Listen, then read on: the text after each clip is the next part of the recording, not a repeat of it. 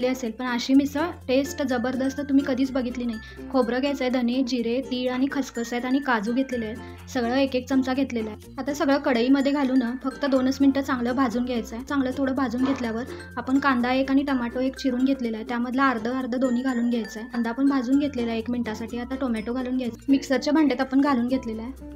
थोडं थंड झाल्यावर याची ग्रेव्ही करून घेतलेली आहे. 5 चमचे तेल घातलंय. मोहरी आणि जिरे घालून घ्यायचे आहेत. कढीपत्ता घालायचा आहे. कांदा घालायचा आहे उरलेली आणि अद्रकची पेस्ट घालून घ्यायची आहे. मीठ घालायचं आहे म्हणजे टोमॅटो लवकर भाजले जातात. आता आपण पेस्ट केलेली ना ती घालून घ्यायची आणि तेल सुटूपर्यंत चांगली भाजून घ्यायची आहे. आता बघा तेल पण सुटलेलं आहे. आता 2 चमचे लाल तिखट घातले, हळद घातलेली आहे आणि काळं तिखट 2 चमचे घातले.